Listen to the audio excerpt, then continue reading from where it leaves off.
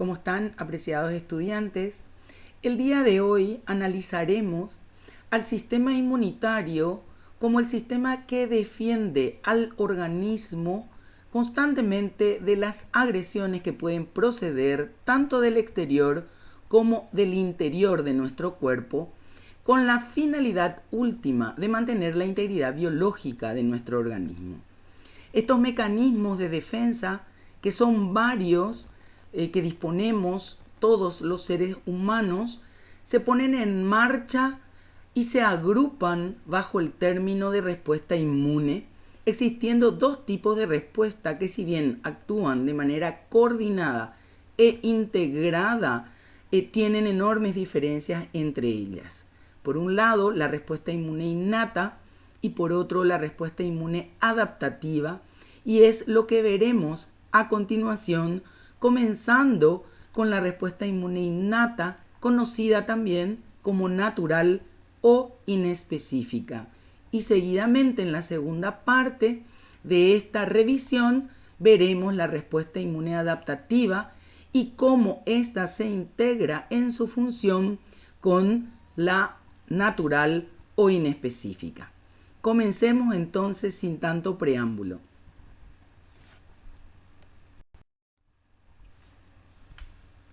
La respuesta inmune innata consiste en un sistema primitivo que se basa o que basa su trabajo en la utilización de proteínas codificadas en su membrana que tienen la capacidad de reconocer moléculas o secuencias moleculares asociadas a patógenos.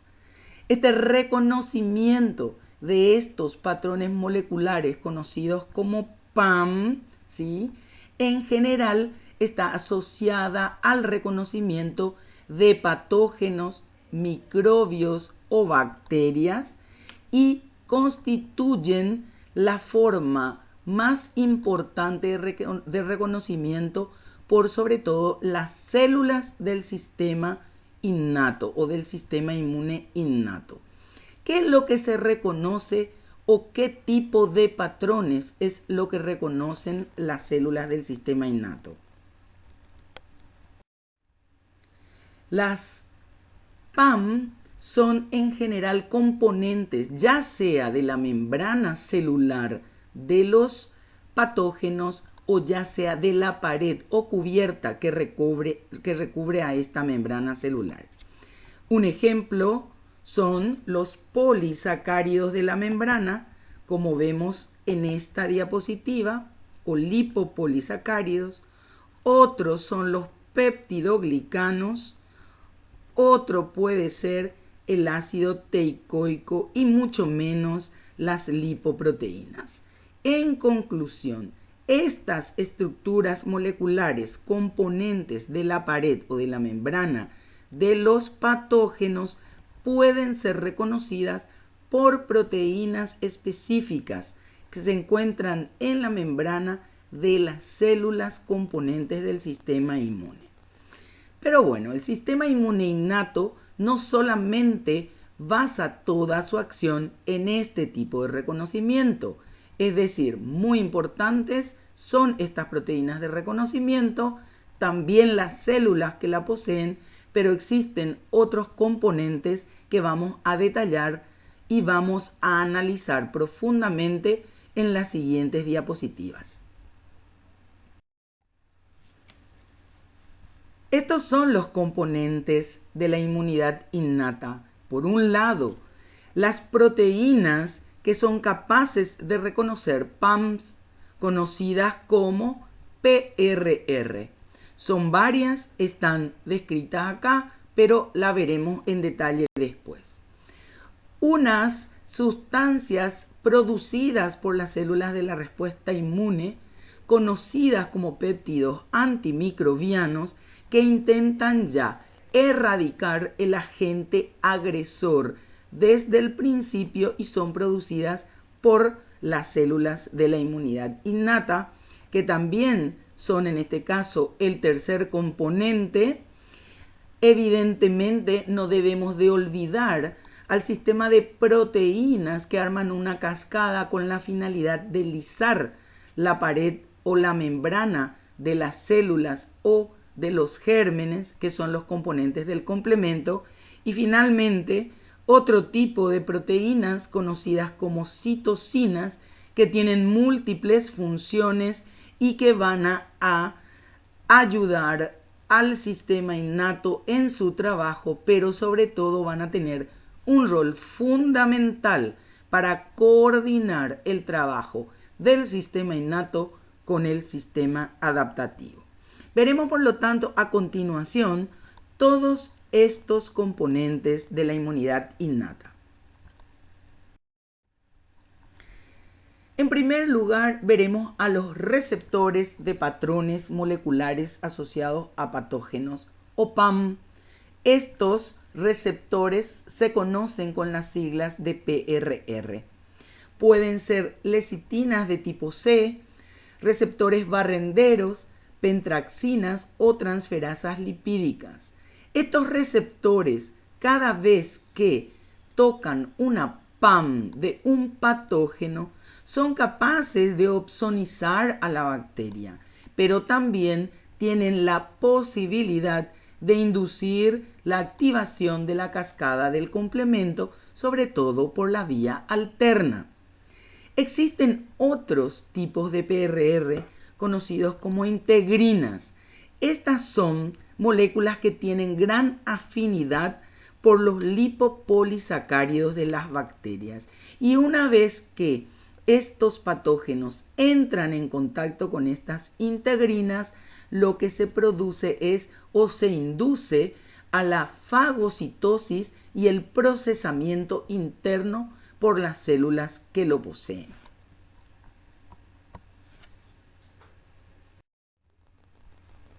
Comprendemos, por lo tanto, que la membrana celular de las células del sistema innato tienen una gran cantidad de proteínas, que algunas de ellas son verdaderos receptores de patrones moleculares asociados a patógenos.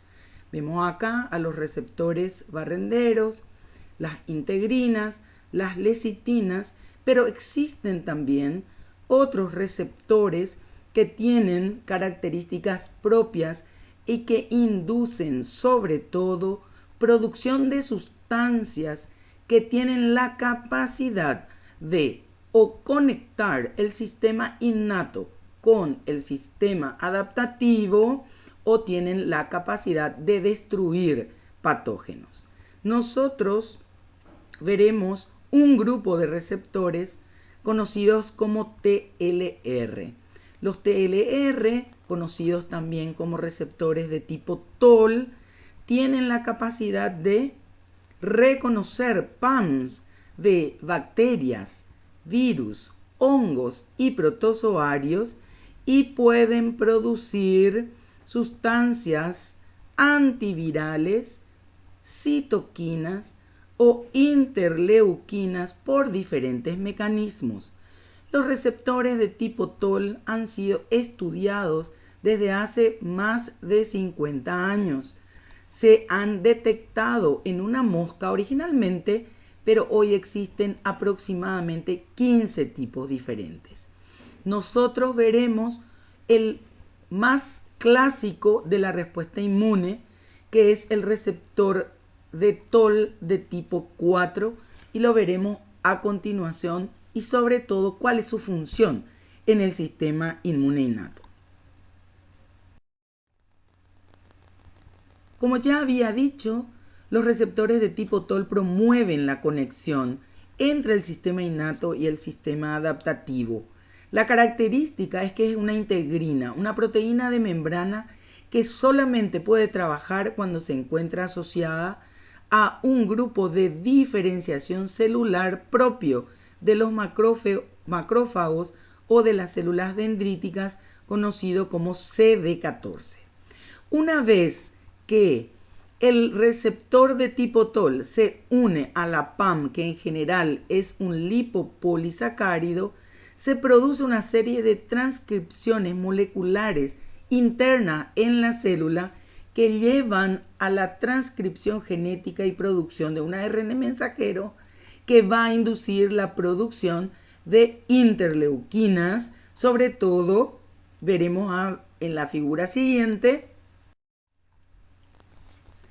sobre todo las interleuquinas 1, TNF-alfa e IL-6, pero no son las únicas. Entonces tenemos acá al TLR4 o TOL de tipo 4, siempre en asociación con una proteína de membrana o grupo de diferenciación celular conocida como CD14. Una vez que el lipopolisacárido o PAM toca este receptor, se activa una señal de trabajo que va a producir la transcripción en el ADN que se encuentra en el núcleo. Por lo tanto, los receptores de tipo TOL son fundamentales para que las células del sistema innato tengan la capacidad de producir citoquinas, que son otro componente del sistema innato, pero que tienen la particularidad de poder integrar o coordinar el trabajo con la inmunidad adaptativa. Otro componente de la inmunidad innata son los péptidos antimicrobianos, que son moléculas efectoras que tienen una importancia real. Generalmente son pequeños residuos de aminoácidos, proteínas muy pequeñas con 15 a 45 residuos, pero que se caracterizan por no tener carga negativa como todas las proteínas. La mayoría tienen carga positiva y están producidas por las células del sistema inmune, sobre todo por los leucocitos, ¿sí?, y los macrófagos, pero también por algunas células epiteliales. Hoy día se conocen más o menos 800 tipos de péptidos antimicrobianos, tanto en el reino animal como en el vegetal.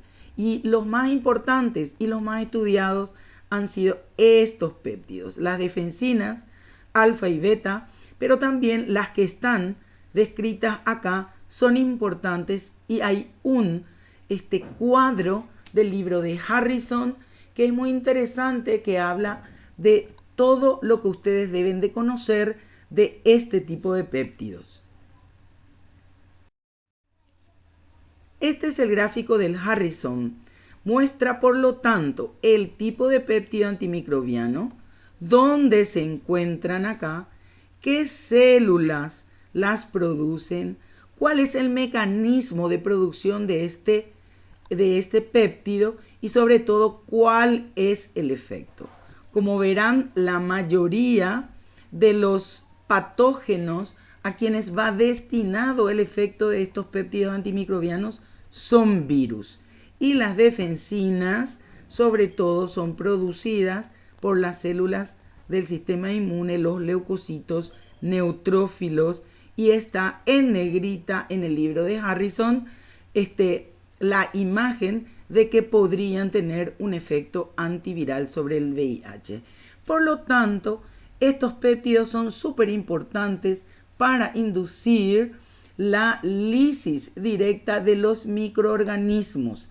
Por lo tanto, podrían, dependiendo de la virulencia del germen que ingresa, podrían limitar el cuadro de lesión según la cantidad de patógeno ingresado.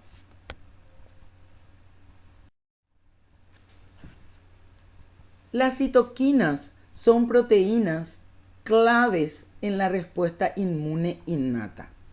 Primero, el primer trabajo de ellas es el de ser inmunoreguladoras. ¿Qué quiere decir? Logran inducir el trabajo coordinado de todo el sistema inmune. Además, pueden estipular el tipo de células que deben de trabajar.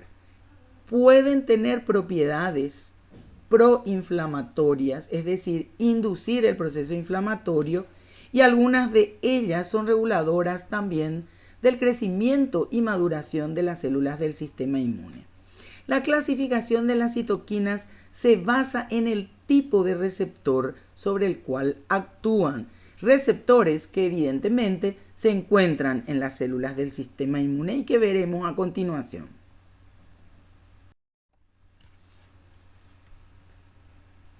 Las citoquinas de tipo 1 son aquellas que actúan sobre los receptores de tipo 1 y son todas estas que ustedes ven acá y que se encuentran descritas en todos los libros de fisiología. Las citoquinas de tipo 2, fíjense, son sobre todo las que incluyen a los receptores que responden al interferón de todos los tipos y a una interleuquina que es la IL-10. Luego está la familia del TNF que responden con los receptores de TNF y de linfotoxinas. Y finalmente se encuentran la gran familia de citoquinas que tienen como receptores realmente a verdaderas inmunoglobulinas insertas en las membranas de las células del sistema innato. Y sobre todo aquí es la IL-1 la más representativa y las quimioquinas. Según su trabajo, las interleuquinas también se pueden clasificar de la siguiente manera. Las que son mediadoras de la inmunidad innata son estas que tenemos acá. Las que pueden regular la función de los linfocitos, es decir, son inmunorreguladoras o coordinadoras del trabajo de la inmunidad adaptativa, son estas que ven acá. Las activadoras de las células inflamatorias que van a inducir el proceso inflamatorio para destrucción de los agentes externos son estas que están acá, y las estimuladoras del crecimiento y diferenciación de las células del sistema inmune o sobre todo de los leucocitos son estas que están acá. Esto está súper bien descrito en el libro de 3Gr de fisiología o en el libro de Harrison de medicina interna en la parte de fisiopatología. Así que esto queda para ustedes como una clasificación cortita que les permitirá retener ya las funciones de las citoquinas en la integración del trabajo del sistema inmune o de la respuesta inmune. El sistema de complemento es definido como un sistema funcional de unas 30 proteínas del suero que interaccionan entre sí de un modo regulado y lo que quieren hacer es formar una cascada enzimática para permitir una amplificación de la respuesta inmune. La finalidad última de estas proteínas es el de lisar las células o la membrana celular, aunque también cumplen otras funciones, como ser activar las células, marcarlas u opsonizarlas para inducir la fagocitosis o inducir la quimiotaxis propiamente dicha. La mayoría de estas proteínas son verdaderas proenzimas o zimógenos que requieren una rotura proteolítica para convertirse en enzimas activas. Y esto es lo que ocurre normalmente en la cascada del complemento. ¿Cuáles son los mecanismos que activan al complemento? Básicamente son 3. Por un lado, la presencia en la pared de las bacterias o en la membrana de las bacterias de lipopolisacáridos que activan a la vía conocida como alterna, o la presencia de ciertos carbohidratos como la manosa que activan la vía conocida como de la lectina, y finalmente la presencia de complejos antígenos anticuerpos que van a activar la vía conocida como clásica. Muy bien, entonces veremos cada una de estas vías, primero por separado y luego integrada en el gráfico de la cascada del complemento. Las vías de activación del complemento conocidas hasta hoy son 3. Por un lado está la vía alternativa, que responde al reconocimiento de los lipopolisacáridos presentes en los patógenos. Por otro lado está la vía clásica, que se activa respondiendo a la presencia de un complejo antígeno-anticuerpo.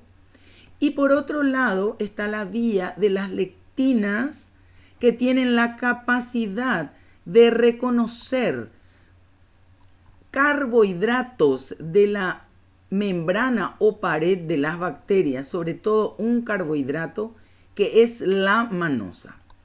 Vamos a describir a continuación en un solo gráfico cómo puede actuar el sistema de complemento a través de estas 3 vías que acabamos de ver.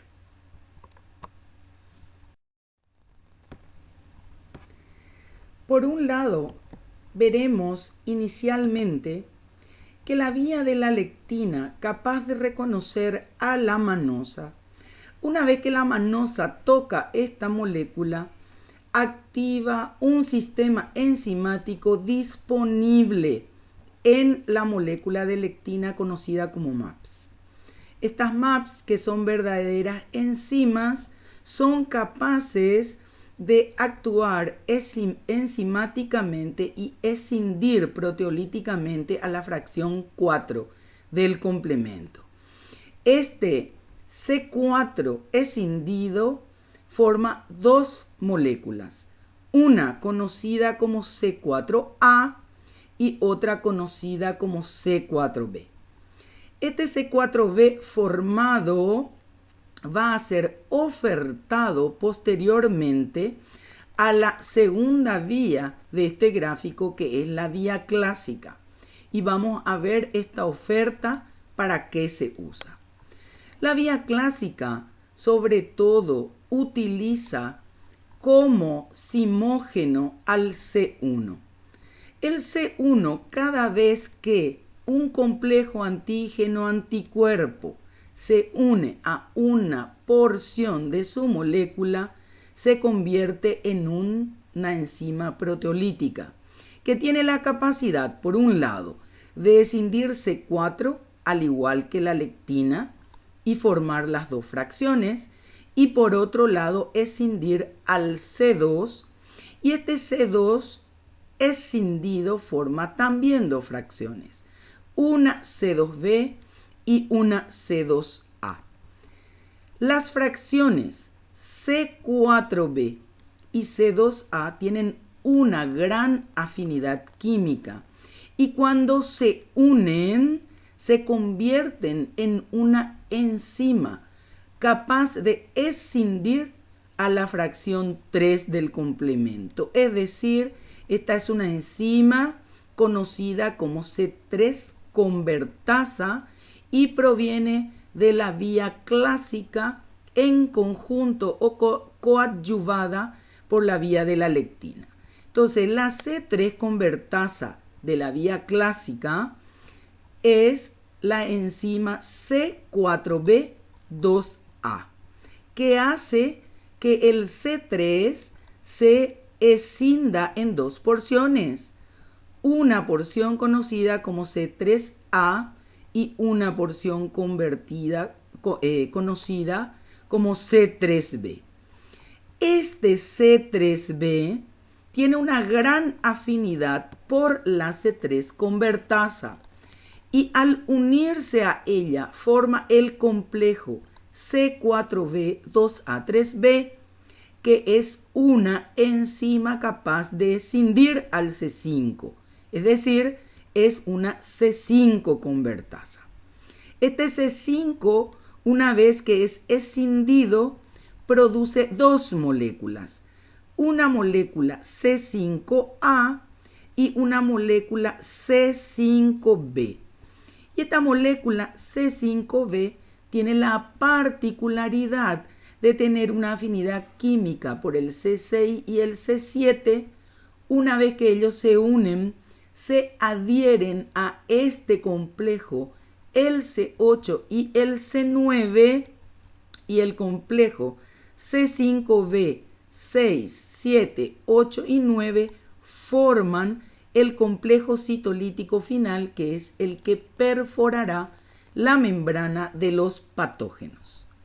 Muy bien, entendemos, por lo tanto, de que necesitamos las diferentes fracciones escindidas para formar las convertasas del C3 y las convertasas del C5, que son fundamentales para armar el complejo citolítico final o MAC. Muy bien, veamos ahora cómo trabaja la vía alterna, que es bastante diferente a la manera de hacerlo de la vía clásica y de la lectina. La presencia de C3 o muchas moléculas de C3 ante la PAM o lipopolisacárido de las bacterias hace que este C3, que es un simógeno, se escinda por sí solo en C3A y C3B. Este C3B tiene una gran afinidad por una molécula que se está también formando en simultáneo y que proviene de una proteína también en circulación conocida como factor B. Este factor B, cuando se enfrenta a otra proteína conocida como factor D, pierde un átomo de calcio y se convierte en otra molécula conocida como molécula BB. Esta molécula B mayúscula, B minúscula, se adhiere al C3B ofertado por esta vía y se forma el complejo C3B, B mayúscula y B minúscula. Pero para que esta unión química sea estable y se convierta en una verdadera enzima, requiere de la unión de la properdina, que es la P que está acá al final. Entonces, este complejo C3B, B mayúscula, B minúscula con la properdina es también una C3 convertasa. Y esta C3 convertasa lo que hace de nuevo es escindir más C3 y liberar C3A y C3B. Y este C3B es el que va a utilizarse para escindir el C5 finalmente. ¿Cómo se hace esto? Es porque este C3B se une a este complejo una vez que la properdina es liberada. Entonces se forma el complejo C3B, BB y 3B. Es decir, hay dos moléculas de C3B que se encuentran en los extremos unidos a la molécula BB, cuyo origen es este. Y esta C5 convertasa de la vía alternativa escinde de nuevo el C5 para lograr tener C5B, que va a adherir todo el complejo de C6 hasta C9 para formar el complejo citolítico final. Una vez entonces que el C5B está formado, las moléculas de C6 y C7 se adhieren a él. Y una vez que se adhieren, el C7 tiene un receptor en la membrana de la célula al cual puede pegarse. Una vez que hace esto, el C8 viene con la finalidad de introducirse profundamente en la membrana y estabilizar el complejo molecular. Y cuando esto se realiza, se da una señal química que promueve la afinidad de varias moléculas de C9 que terminan perforando la membrana y forman prácticamente una empalizada de 10 a 15 moléculas, y esta empalizada de perforación permitirá la lisis de la célula, promoviendo la liberación del contenido citoplasmático. En conclusión, Este es el trabajo del complemento, que es un componente importantísimo del sistema innato, pero que, como verán, también influye parcialmente en la inmunidad adaptativa, ya que la vía clásica utiliza complejos antígenos anticuerpos. Proseguimos entonces con inmunidad innata.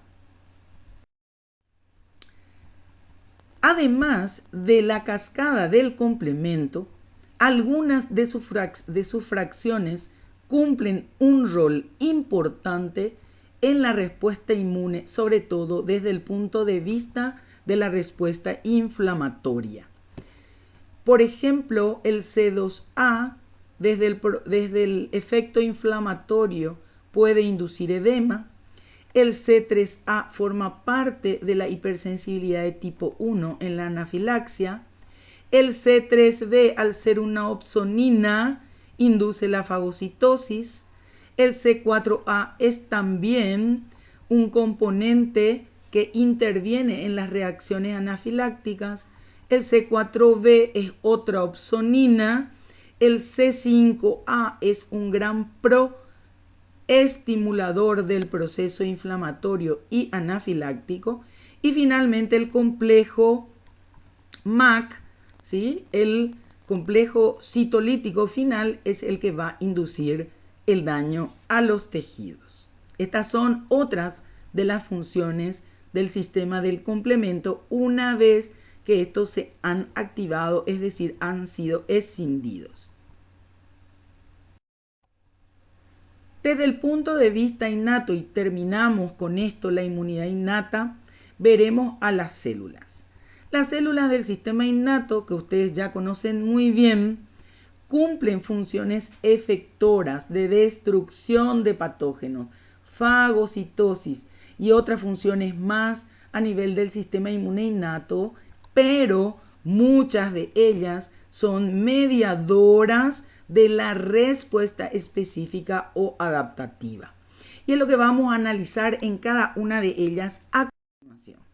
Por ejemplo, los macrófagos, desde el punto de vista de la inmunidad innata, son fagocitos que van a destruir patógenos, pero además pueden producir péptidos antimicrobianos y a través de su TOL pueden unirse a los lipopolisacáridos y pueden inducir la producción de citoquinas. Muchas de ellas pueden ser proinflamatorias, es decir, pueden participar en el proceso inflamatorio local.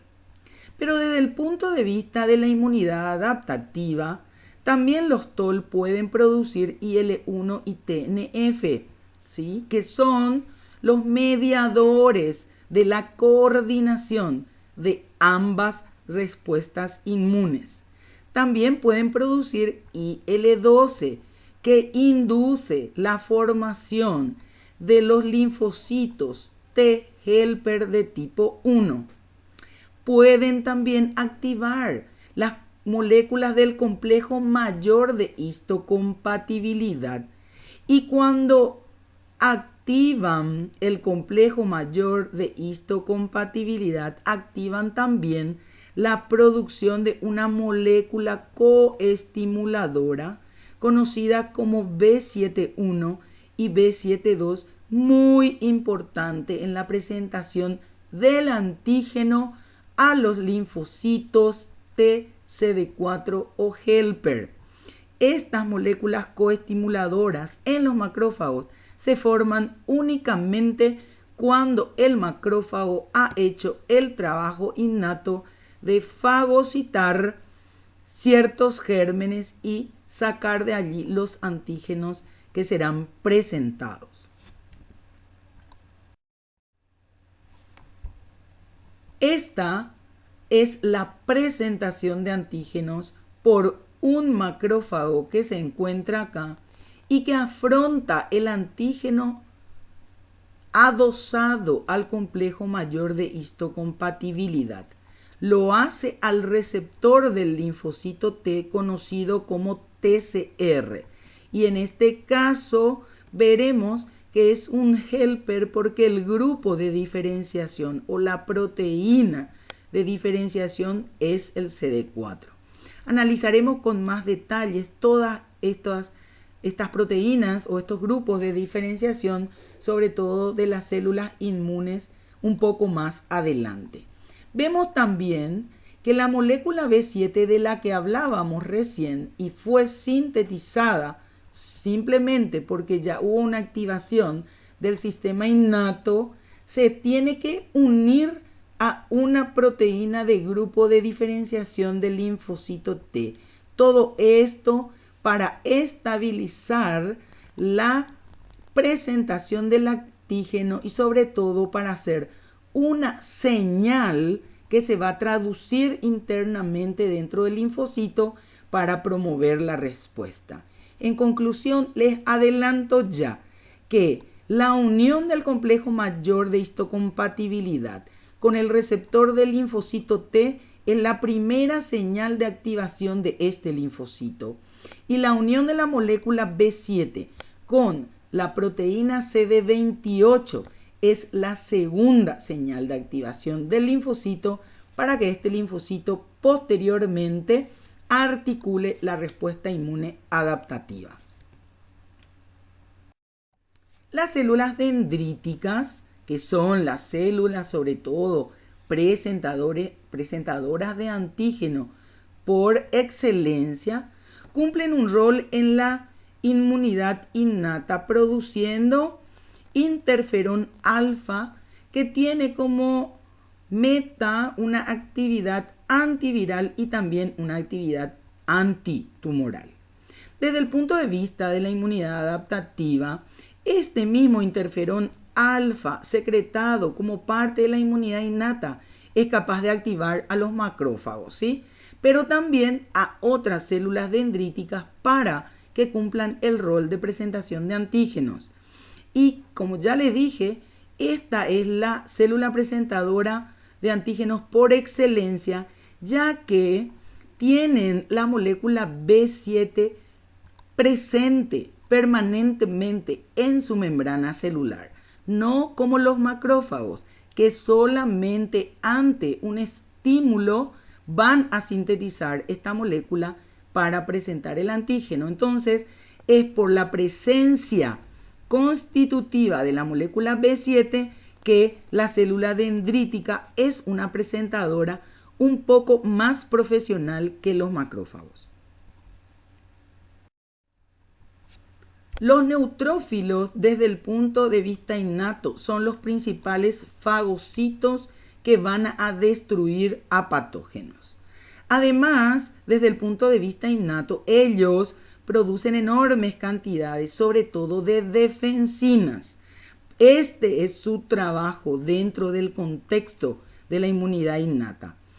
Y dentro de la inmunidad adaptativa cumplen un rol no menos importante, ya que logran inhibir la apoptosis de los linfocitos, es decir, inhiben la muerte celular programada de los mismos, y al hacer esto y vivir más los linfocitos, se puede prolongar la respuesta inmune, sobre todo adaptativa. Otras células componentes del sistema inmune son los eosinófilos, que desde el punto de vista innato son capaces de destruir parásitos. Pero desde el punto de vista adaptativo, los eosinófilos pueden producir IL-5 y esta interleuquina forma parte del trabajo de un sector de la inmunidad adaptativa y es sobre todo producción con función autócrina. ¿Qué quiere decir? La IL-5 producida por ellos mismos induce la activación de ellos para la liberación de sus gránulos. Los mastocitos y basófilos, desde el punto de vista innato, pueden liberar TNF-alfa, interleuquina 6, interferón gamma, sobre todo en respuesta a los patrones moleculares asociados a patógenos que han tocado sus PRR e inducen procesos proinflamatorios. Desde el punto de vista adaptativo, pueden producir interleuquina 4. Esta interleuquina 4 es capaz de estimular a los linfocitos T CD4 para que posteriormente se transformen en TH2, que son fundamentales para las respuestas de hipersensibilidad de tipo 1, es decir, para el tipo de respuestas alérgicas. Y finalmente, desde el punto de vista innato celular, tenemos a las células citolíticas o células NK. Las células NK, desde el punto de vista innato, son capaces de destruir células extrañas, es decir, en aquellas en que no reconozcan el HLA o complejo mayor de histocompatibilidad de tipo 1. Tienen también receptores, y son varios los receptores que tienen, veremos a continuación, que van a inhibir la función citolítica frente al complejo mayor propio. Es decir, tienen receptores de destrucción o de activación para la destrucción y tienen receptores de inhibición para la destrucción. Pero las células citolíticas no hacen un trabajo puramente de lisis celular. Desde el punto de vista de la inmunidad adaptativa, pueden producir interferón alfa y gamma, que son capaces de inducir a los linfocitos T CD4 a transformarse en TH1. Pero además pueden producir IL4, que le dicen a los linfocitos CD4 que se transformen en TH2. Es decir, tienen una gran influencia sobre la inmunorregulación de la respuesta según el tipo de linfocito que promuevan. Estas son entonces las propiedades generales y las características completas de las células citolíticas del ser humano. Por un lado, tenemos aquí todos los receptores que pueden activar el fenómeno de lisis o de destrucción o de apoptosis y los receptores capaces de inhibir la respuesta citolítica en general. No vamos a detallar estos receptores, ustedes los disponen, el mecanismo de función en cualquiera de los textos que ya les cité antes, así que queda a cargo de ustedes el profundizar sus conocimientos. Sabemos también que la función citotóxica puede ser natural o puede ser inducida por el sistema adaptativo a través de la presencia de anticuerpos y que además de la función citotóxica cumplen función secretora, como ya vimos, al producir una gran cantidad de moléculas de proteínas, sobre todo de citoquinas.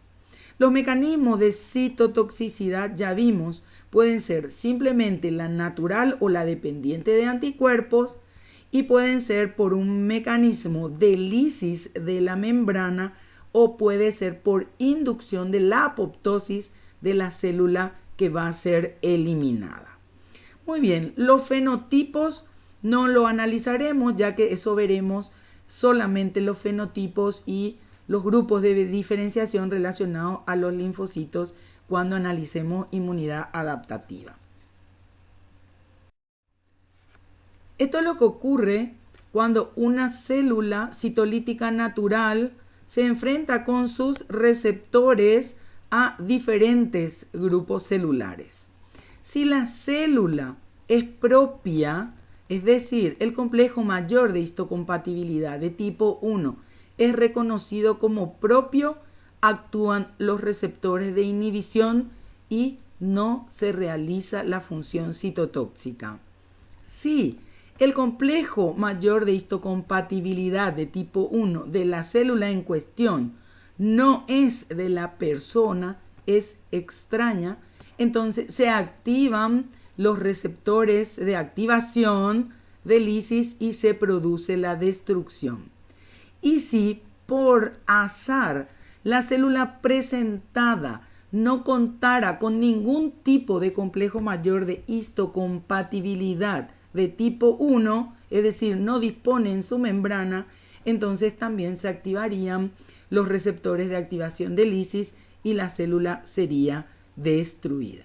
Este es el trabajo entonces citolítico de estas células que en realidad pensábamos anteriormente que cumplían una función muy específica de lisis celular. Sin embargo, vemos hoy que sus funciones son un poco más complejas y que tienen gran cantidad de sustancias que las producen y también ellas responden a otro tipo de sustancias para el trabajo a realizar. Terminamos acá entonces la revisión de la respuesta inmune innata y vamos a adentrarnos a continuación en la respuesta inmune adaptativa o específica.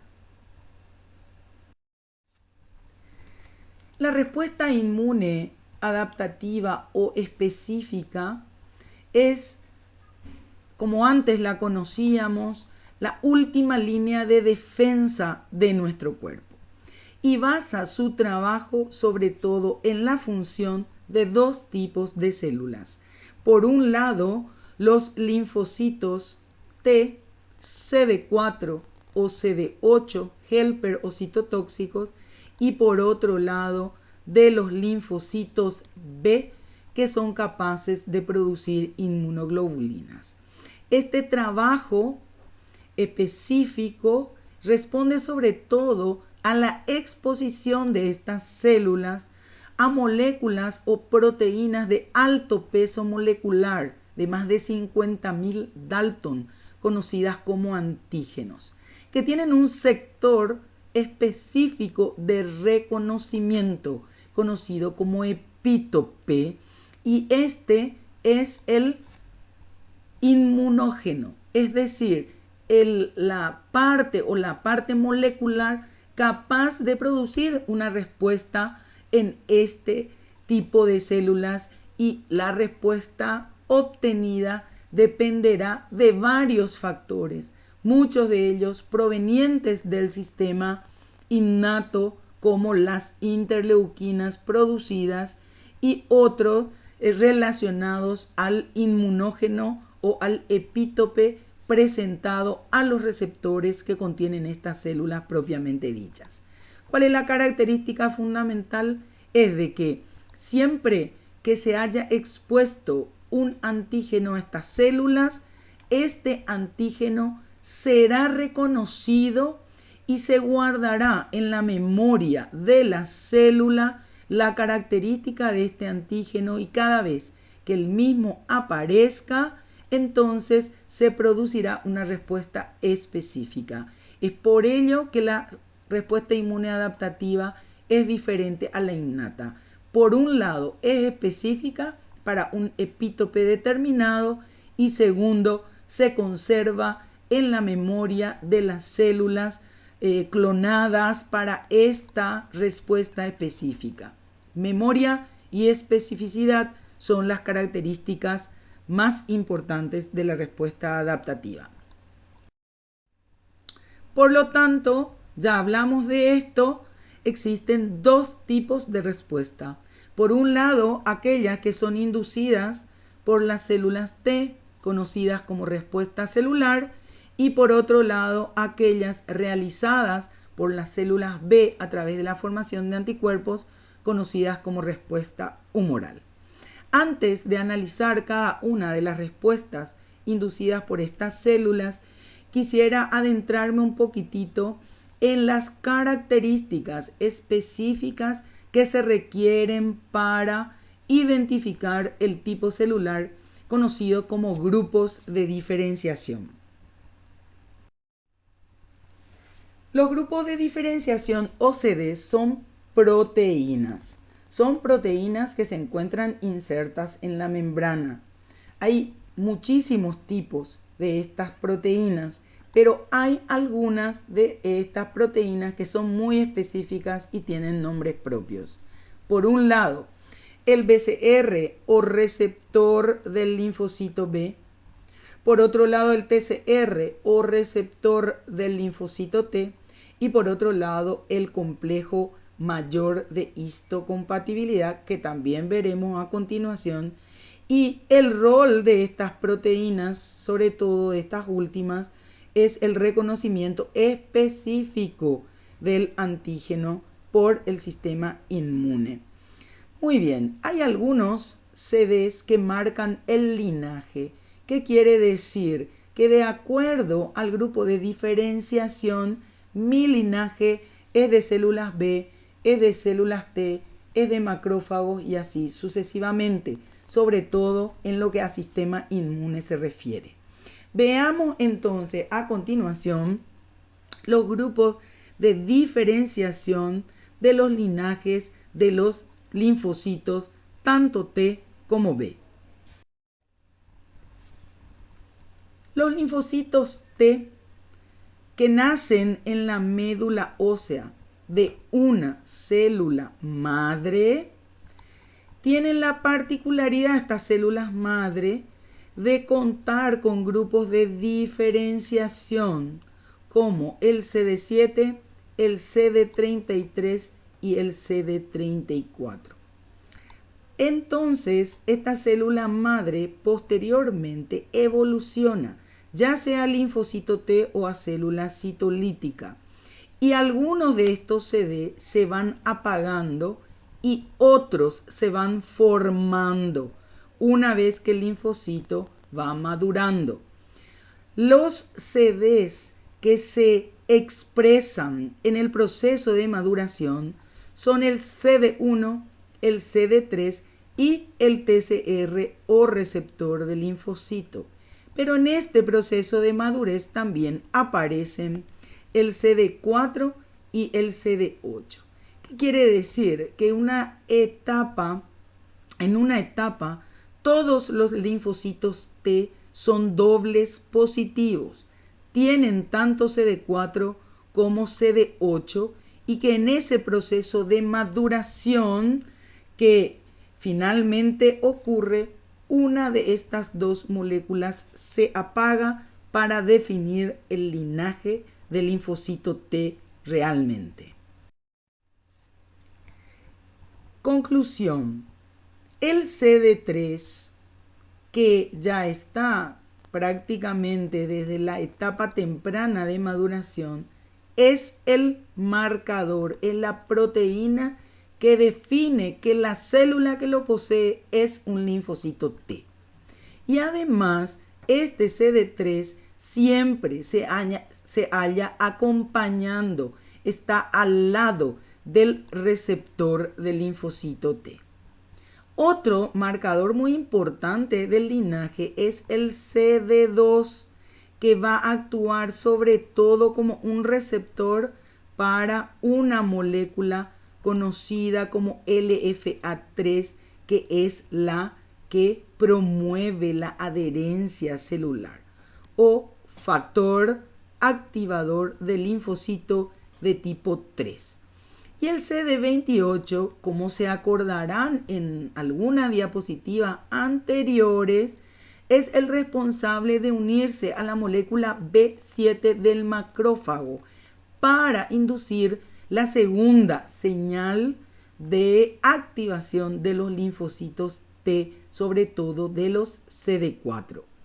Entonces, el linaje linfocitario de los linfocitos T más importante consiste en la presencia de CD3 con el TCR, el CD4 o el CD8 y el CD2 con el CD28. Son un total de 4 CDs súper importantes que me definen este linaje de T.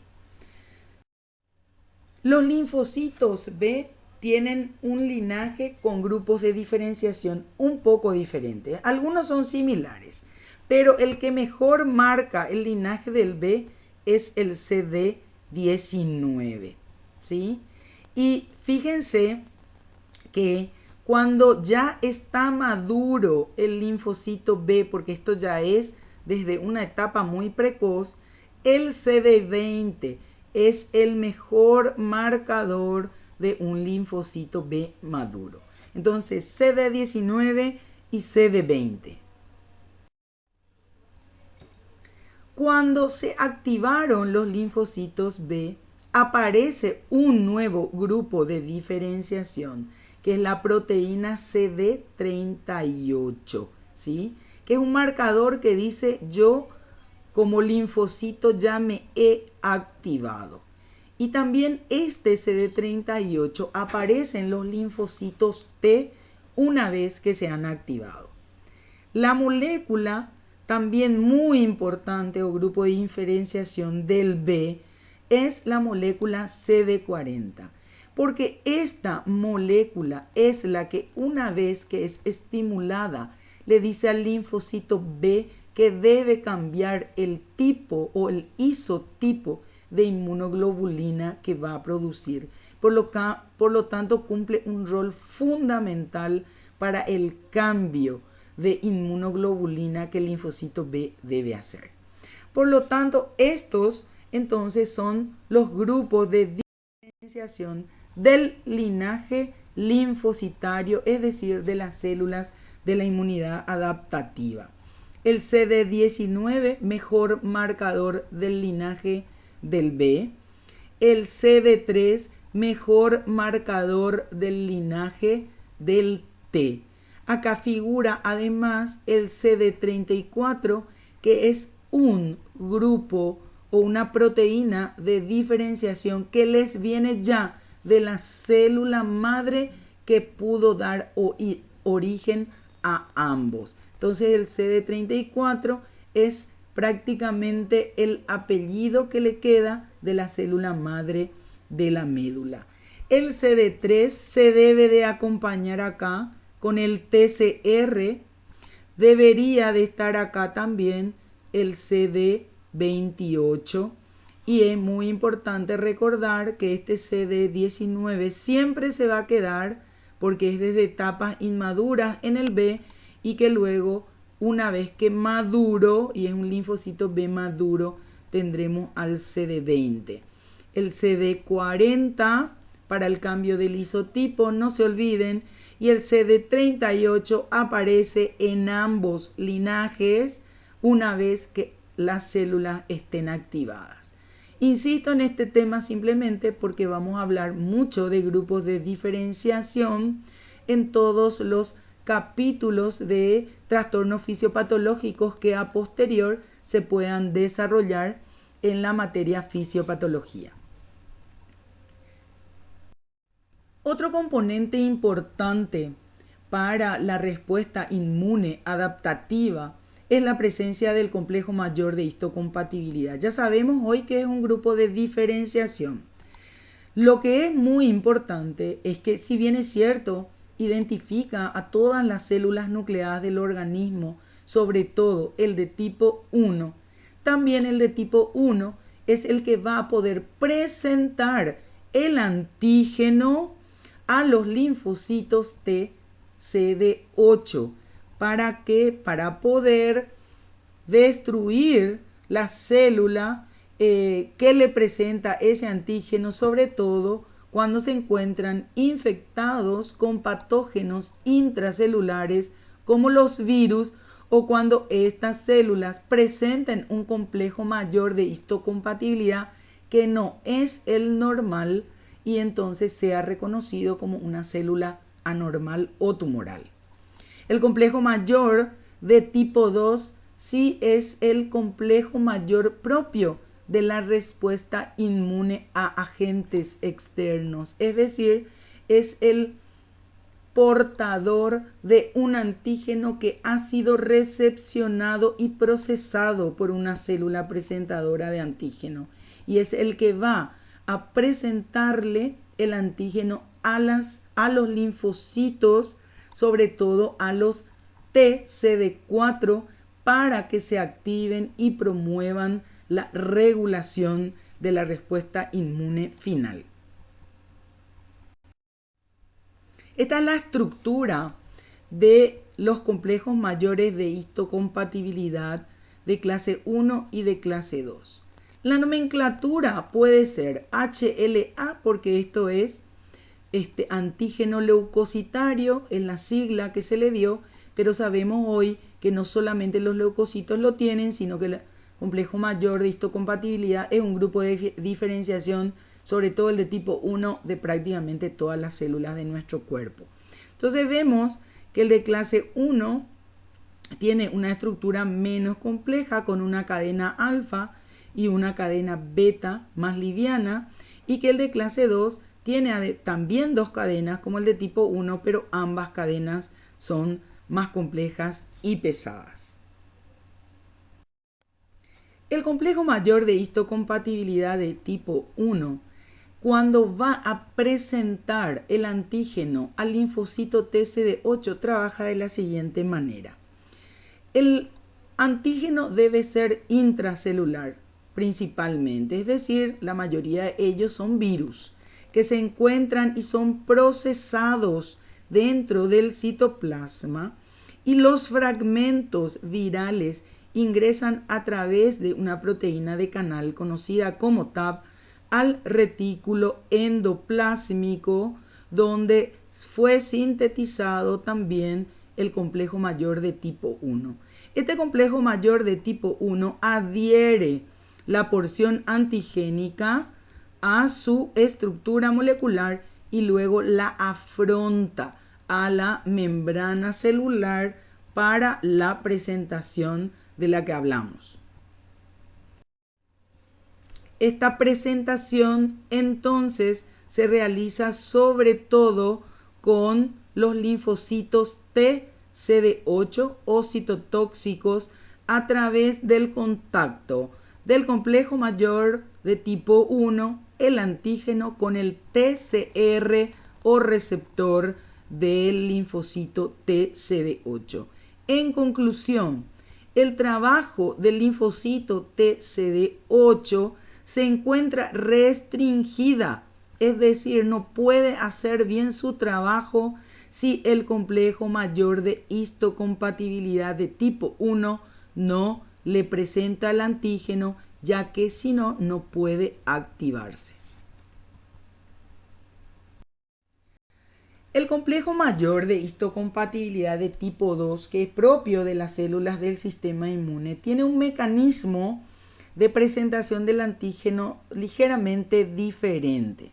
El antígeno en general es externo y debe ser fagocitado, y este fagocito formado o este fagocitoma formado produce la destrucción de la bacteria y separa las moléculas de la misma, y aquella que tenga mayor poder antigénico, es decir, que tenga el epítope que pueda inducir una mayor respuesta inmune, es la que se adhiere al complejo mayor de tipo 2, que es sintetizado también en el retículo endoplásmico, y este complejo mayor ingresa al fagosoma y adhiere una molécula del antígeno, y luego este fagosoma por exocitosis afronta al complejo mayor de histocompatibilidad con la molécula antigénica unida a él. Entonces, el complejo mayor de histocompatibilidad de tipo 2 estaría presentando de esta manera el antígeno al TCR, pero esta vez del linfocito TCD4, para promover la primera señal de activación de este linfocito para que él mismo madure y se transforme en aquel que debe hacer el trabajo determinado en función de las citoquinas que le han llegado de la inmunidad innata. Por lo tanto, podemos decir que la función del linfocito TCD4 o helper se encuentra restringida a la presentación del antígeno por el complejo mayor de histocompatibilidad de tipo 2. Resumen final: el trabajo de los linfocitos, tanto CD4 como CD8, se encuentran restringidas a la presentación antigénica que se realiza a través del complejo mayor de histocompatibilidad, y de allí su importancia. Este complejo mayor se encuentra en varios tipos. Está sintetizado en el cromosoma 9 y codificado, perdón, en el cromosoma 9. Tiene varios sectores de codificación y el tipo 1 y el tipo 2 tienen varios tipos y varios subtipos otra vez. En ese detalle no me voy a meter, simplemente le voy a contar algunas cositas.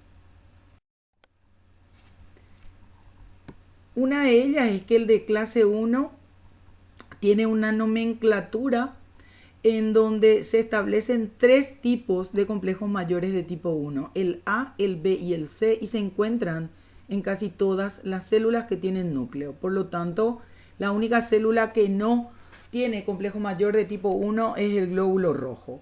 Y el complejo mayor de tipo 2 se caracteriza por la letra D a la que le acompañan otras letras. La R, la P y la Q. Por lo tanto, son DR, DP y DQ y son generalmente propios estos complejos de las células inmunitarias, de las células presentadoras de antígeno, también de la célula B y también de los macrófagos. Es decir, estas son las células que pueden sintetizar complejo mayor de tipo 2 y su trabajo es sobre todo la presentación de antígeno para los linfocitos T CD4.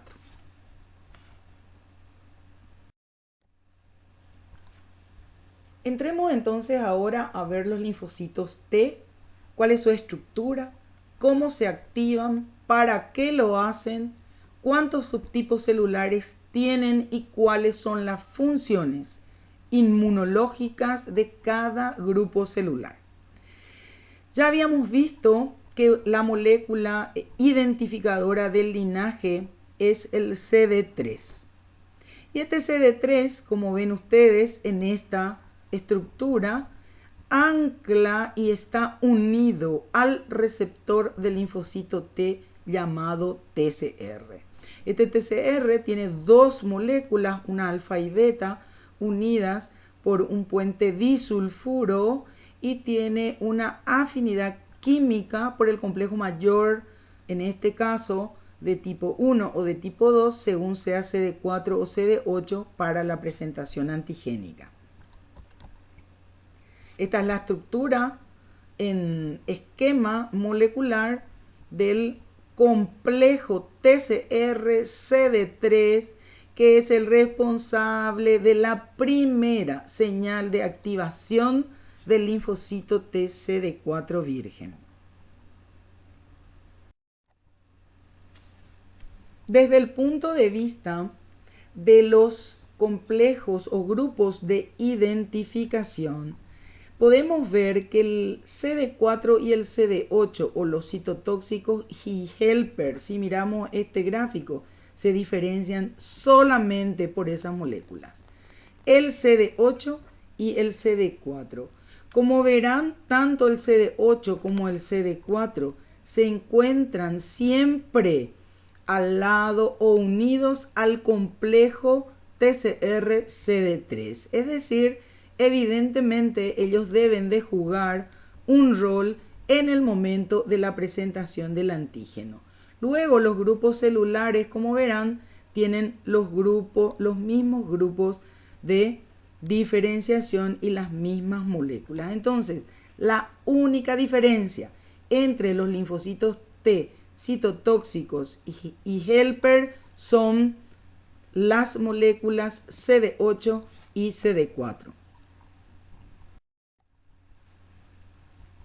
La presentación antigénica se produce, como ya hemos visto, a través del complejo mayor de histocompatibilidad. En este caso es el de tipo 2, por lo tanto, la célula que recibirá esta presentación es un CD4. Entonces se produce la presentación al TCR. Pero evidentemente que este complejo mayor de histocompatibilidad tiene una zona de afinidad por el CD4 para que se encienda esta primera luz, que es una primera señal de activación.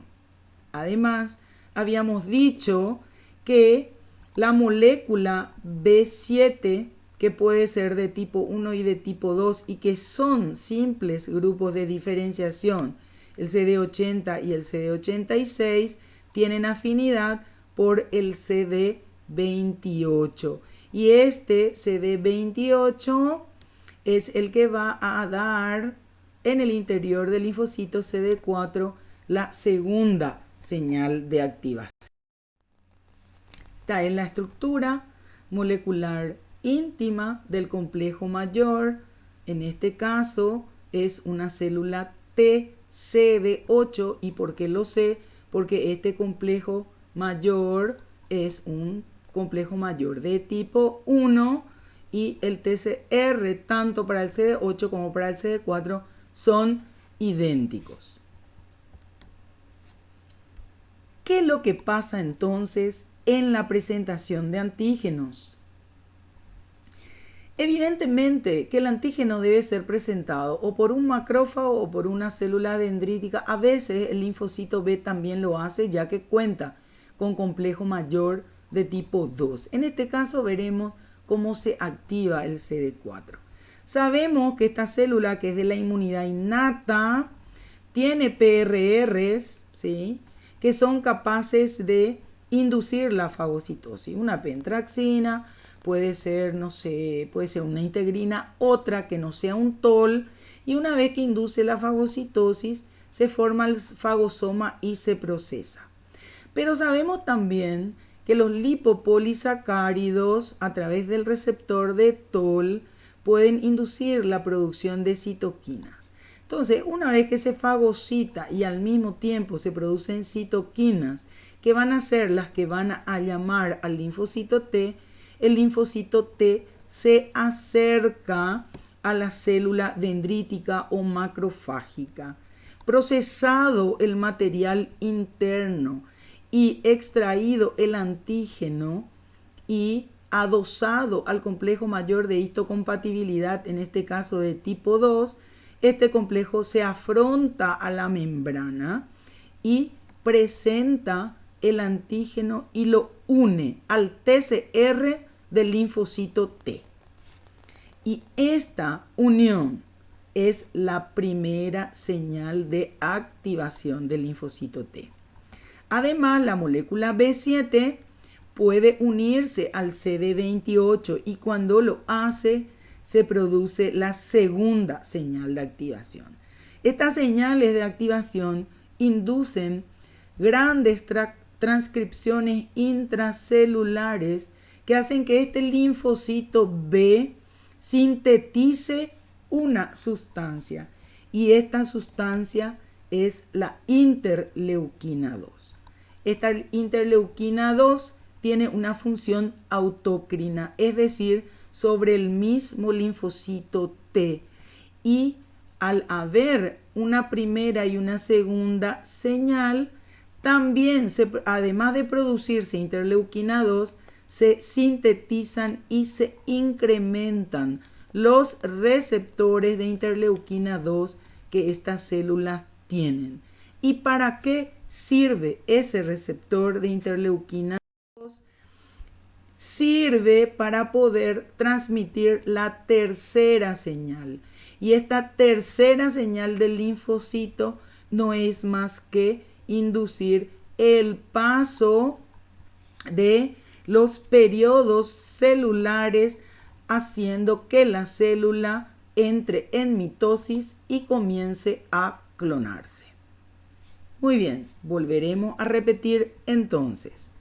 La primera señal de activación de un linfocito es la unión del complejo mayor de histocompatibilidad con el TCR linfocitario, que induce transcripciones a nivel del núcleo para la producción de interleuquina 2. La coestimulación, que es la señal 2, es muy importante para reforzar la señal inicial de transcripción de interleuquina 2 y se realiza entre la molécula B7 y el CD28. Y una vez producida la interleuquina 2 e incrementado el número de receptores, se produce la tercera señal y gracias a esta tercera señal la célula se clona y empieza a reproducirse rápidamente. Primera señal, segunda señal y tercera señal son fundamentales para comprender el proceso de respuesta inmune específica, sobre todo a nivel de los linfocitos T CD4 o helper. Por lo tanto, una vez activado el linfocito T, produce traducción de señales, produce transcripción genética, expresa otras moléculas en su superficie que son fundamentales para gestionar la respuesta inmune, produce citoquinas si fuera el linfocito CD4 o citotoxicidad si fuera el CD8, induce mitosis y diferenciación y maduración de los linfocitos T y algunas veces induce regulación negativa, es decir, frena las señales de activación. Esas entonces son las consecuencias de esas tres señales que yo les insistí tanto en varias diapositivas. Una vez que la activación se realizó, entonces tiene que producirse lo que conocemos como la diferenciación leucocitaria o linfocitaria y sobre todo a nivel de los linfocitos T CD4. Entonces, la IL-2 producidas va a inducir la mitosis, va a inducir la memoria de las células al antígeno que recibieron, ¿sí? Y va a mantener una pequeña clona con células que ya tienen memoria y que cuando ese antígeno se presente nuevamente podrán responder con mucho mayor rapidez. Entraron en mitosis, tenemos clonas celulares de los linfocitos T, pero en este momento estos son linfocitos T activos, pero que todavía no se han diferenciado en las 4 subpoblaciones que tienen sobre todo los CD4. ¿Cómo se diferencian los linfocitos T CD4 una vez que se activaron a través de las tres señales y la presencia de IL-2? Lo hacen sobre todo por otras señales que han recibido. Si el linfocito T que se ha activado recibe señales como la IL-12 que ya vimos en inmunidad innata de quién le proviene, él se va a transformar en una célula conocida como helper tipo 1 o TH1. ¿Cuál es la función del TH1? Sobre todo producir interferón gamma IL-10 y responde mucho a todo lo que es procesos inflamatorios, induce fagocitosis como trabajo mayoritario y a veces le dice también al CD8 hace citotoxicidad. Si esta célula recibiese mucha IL-4 porque IL-2 ya tenía y alguna IL-25, esto le viene de la inmunidad innata, se va a transformar en linfocito helper de tipo 2 o TH2, que va a ser capaz de producir muchas inmunoglobulinas, sobre todo IL-4, IL-5 y IL-9 son sumamente importantes, aunque la IL-13 también, son muy reguladoras estas, sobre todo la IL-4 y la IL-13 de la función de los linfocitos B, pero la IL-5 lo que hace es estimula o activa a los eosinófilos.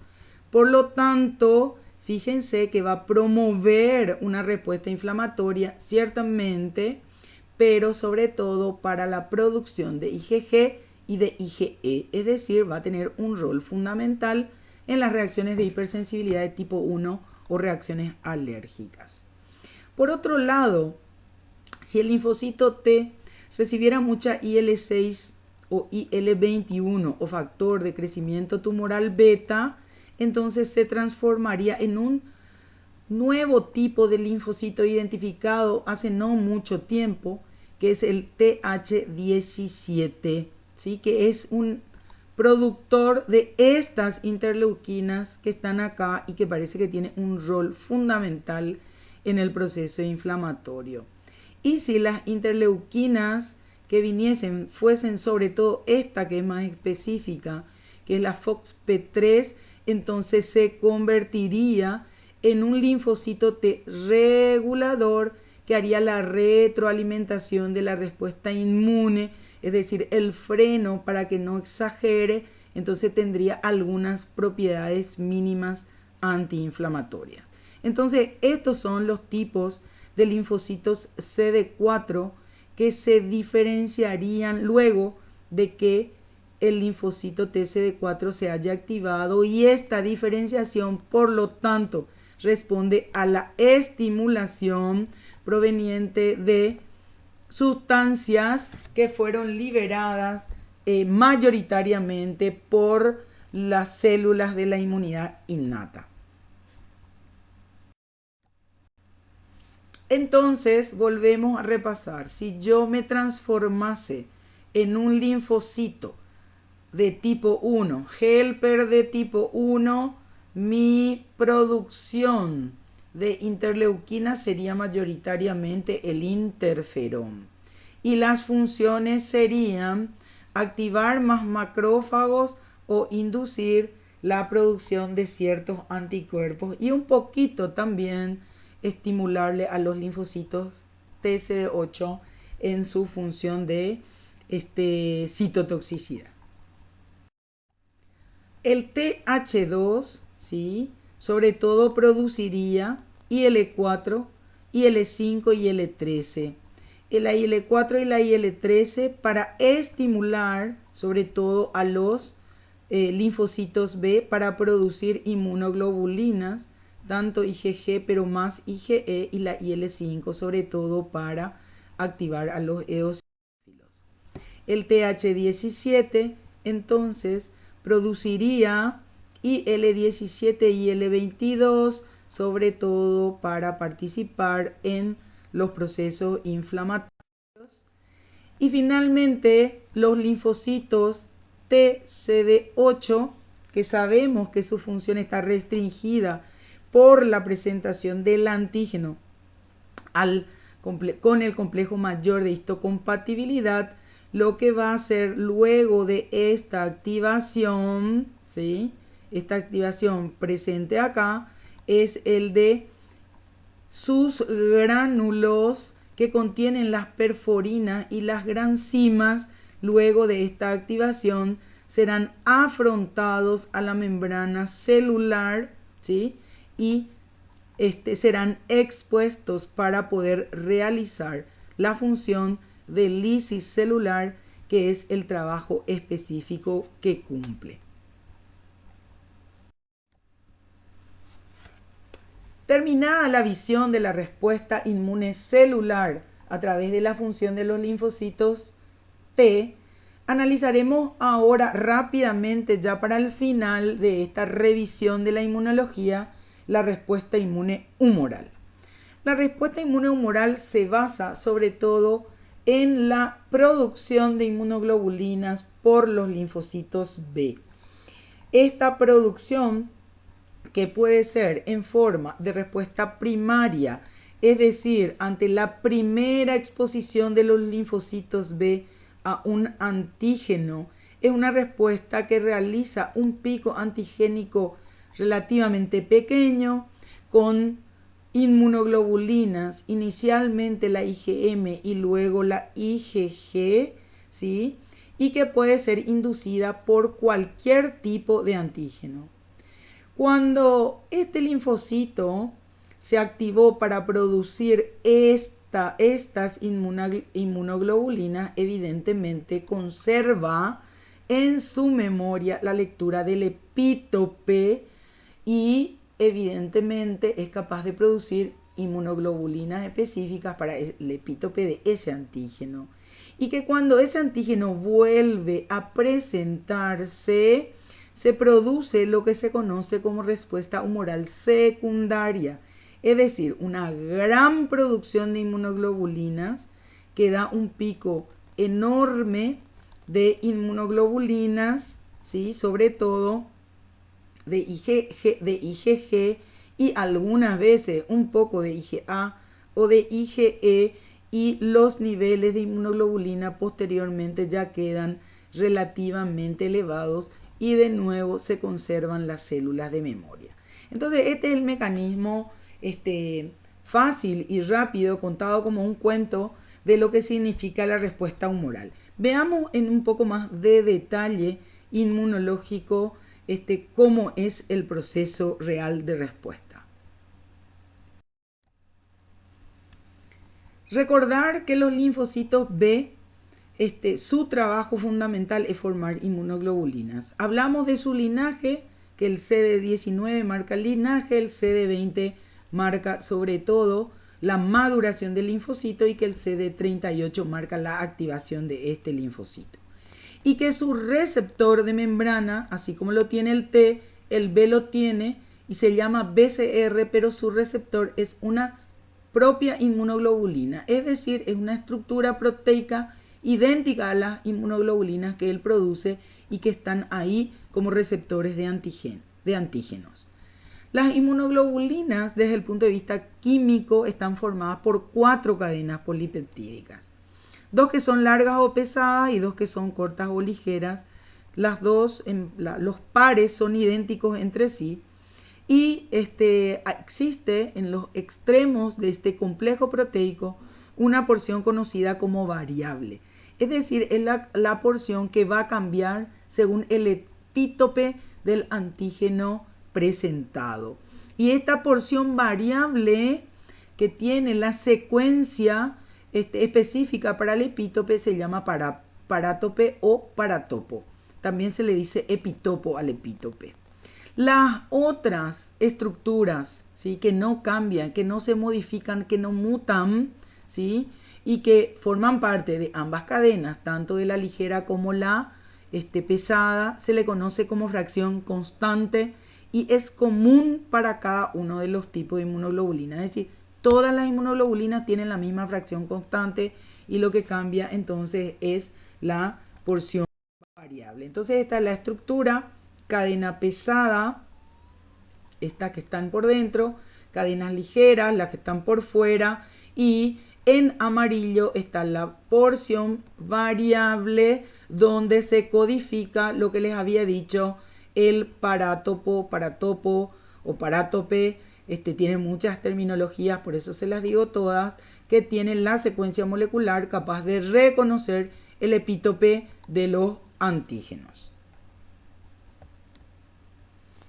Una vez que esta porción variable toca un antígeno, fíjense, este es un receptor, es una inmunoglobulina, es el BCR, y que tiene acá su porción variable. Cada vez que un antígeno toca las porciones variables de estos receptores, que son verdaderas inmunoglobulinas, se produce una reacción en cadena molecular interna que activa al linfocito B, y posterior a esta activación se produce la síntesis de inmunoglobulinas que pueden cambiar sus fenotipos según el tipo de antígeno al cual fueron expuestos. ¿Cuáles son las funciones de estas inmunoglobulinas? Y bueno, unidos a la membrana pueden inducir la activación, ser verdaderos receptores de los linfocitos B y inducir la activación, que consiste en clonarse, es decir, en proliferar, y el de producir anticuerpos y liberarlos a la circulación. También las inmunoglobulinas pueden neutralizar toxinas, pueden neutralizar virus, son verdaderas opsoninas, es decir, pueden marcar a los patógenos e inducir la fagocitosis. Ya sabemos que unidas a los antígenos en la circulación pueden activar la vía clásica del complemento y también pueden inducir, ¿sí?, la citotoxicidad, sobre todo de las células citolíticas naturales, es decir, cuando se encuentran adosadas a una célula, pueden hacer que las células citolíticas naturales destruyan a estas células. Entonces, estas son las funciones generales de las inmunoglobulinas. La activación de los linfocitos B, ¿sí?, es muy interesante porque no solamente pueden ellos identificar el epítope de un antígeno, sino que además tienen la capacidad, ya que poseen complejo mayor de histocompatibilidad de tipo 2, de inducir una fagocitosis y adosarlo al complejo mayor de tipo 2 que ellos pueden sintetizar. En conclusión, el linfocito B no solamente es una célula efectora de la inmunidad adaptativa a través de la producción de inmunoglobulinas, sino que también puede comportarse como una célula presentadora de antígeno al linfocito T para activarlo, y este T activado, si se activa y se transforma en una TH2, va a inducir interleuquina L4, que a su vez va a retroalimentar a otros linfocitos B para que se clonen y para que produzcan inmunoglobulinas y posteriormente células de memoria. Es decir, es un trabajo sumamente integrado y en simultáneo. Entonces, de nuevo, recordarles un poquitito la activación de los linfocitos B, que se produce por una señal interna, y no se olviden de que siempre tenemos BCRs que están unidos y que estos BCR, según se encienda o no el CD40 que deben de tener acá, pueden inducir un cambio de fenotipo. Eso quiere decir que podemos producir un tipo de inmunoglobulina ante este antígeno, y podemos, si otro antígeno viniese acá, este mismo linfocito podría también producir otro tipo de inmunoglobulina.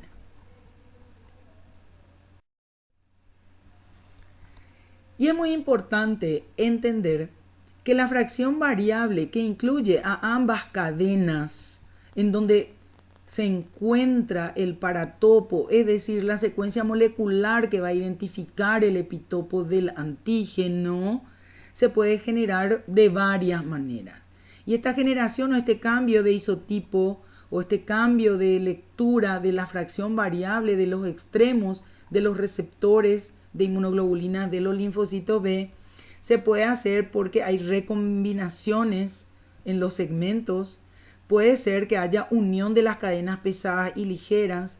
Puede ser que haya algún nucleótido que se inserte en el sitio de unión, o realmente que haya una mutación a nivel del ADN del núcleo. Es decir, hay varias maneras para poder generar la fracción variable y cambiar también los paratopos. Terminamos entonces hablando de la actividad biológica de las inmunoglobulinas. Sabemos que hay varios tipos de inmunoglobulinas. La IgG es la más abundante, es decir, es la más importante, sobre todo en la respuesta secundaria de la inmunidad humoral.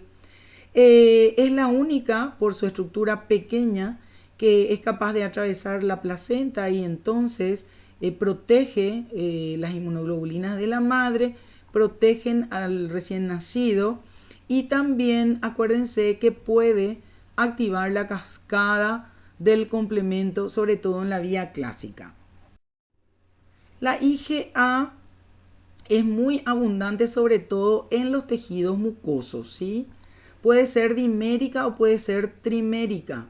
Se encuentra sobre todo en saliva, en las lágrimas, en el intestino, en los bronquios, en la leche. Por eso que es fundamental que la madre amamante a su hijo en esas primeras gotas de secreción láctea, que no es leche todavía, y calostro. Hay un gran conglomerado de IgA, y existen dos tipos de IgA, y evidentemente que su función de defensa está limitada a los sitios en donde ella se produce.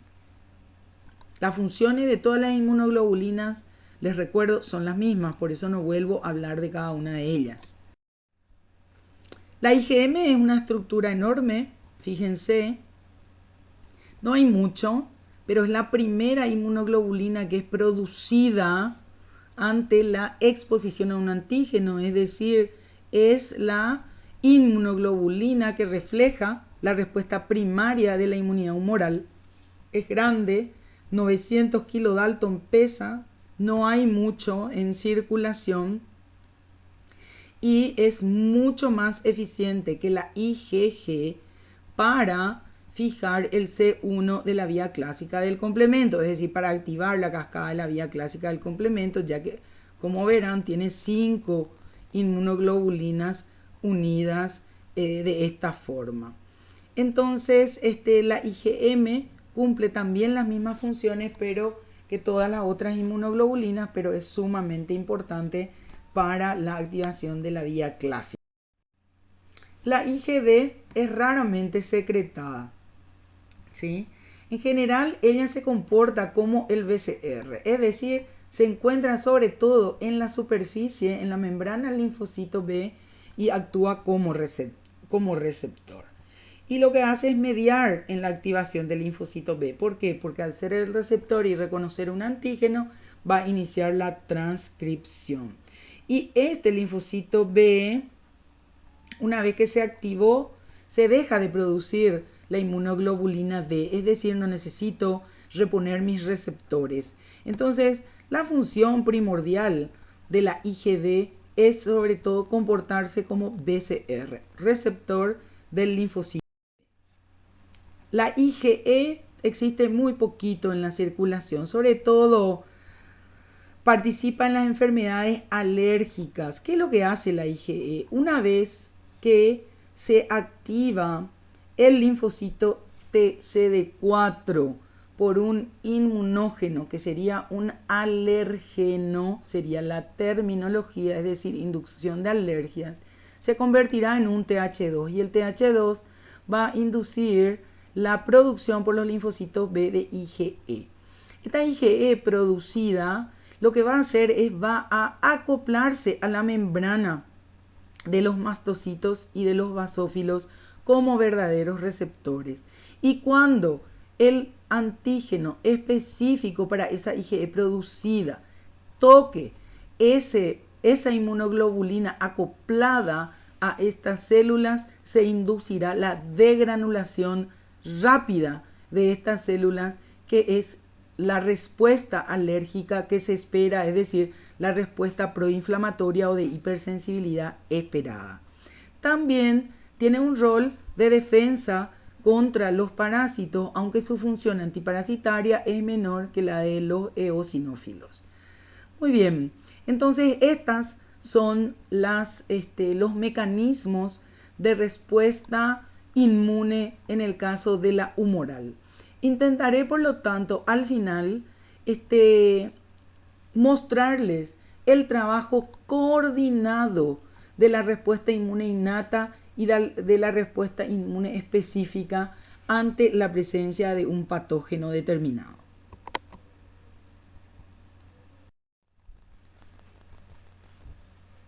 Bueno, espero que esta revisión les sea útil para recordar algunos de los conceptos fundamentales de la respuesta inmune, y sobre todo quiero decirles finalmente que esta respuesta en general es coordinada. Es diferente tanto la innata como la adaptativa, pero actúa todo junto. Es decir, que si mirásemos esta imagen, podríamos decir que una vez que un patógeno aparece, tenemos que pensar que este patógeno a través de sus PAM va a inducir que los fagocitos fagociten a las bacterias, que a través del TOL se pueden producir interleuquinas que van a llamar a las células de la inmunidad innata, y estos mismos fagocitos, si son macrófagos y células dendríticas, posteriormente van a realizar la presentación del antígeno a los linfocitos T, CD4, CD8, pero teniendo en cuenta que hay muchas bacterias, podemos decir también que las células de la inmunidad innata pueden estar produciendo péptidos antimicrobianos, algunas citoquinas proinflamatorias para la destrucción, y se puede estar activando la vía alterna del complemento para la destrucción de las mismas. Es decir, toda esta función innata que fue coordinada a través del TOL con las células presentadoras de antígeno, y que el linfocito CD4 se activará, y una vez que se active va a sintetizar algunas interleuquinas que promoverán la síntesis o la activación del sistema adaptativo humoral y producción de anticuerpos, o la acción de las células TCD8 y la función citotóxica. Esto no es que ocurre una cosa primero y ocurre otra cosa después. Esto se trabaja en conjunto, y la finalidad es que el mecanismo de defensa permita la integridad biológica de la estructura afectada por el agente patógeno. Bueno, muchísimas gracias. Aprovechen bien esta revisión de manera que les permita la comprensión de los fenómenos fisiopatológicos asociados al exceso de función del sistema inmune o al déficit de función del sistema inmune, ambos casos con consecuencias muy importantes sobre la salud de las personas. Nos seguimos viendo. Hasta luego.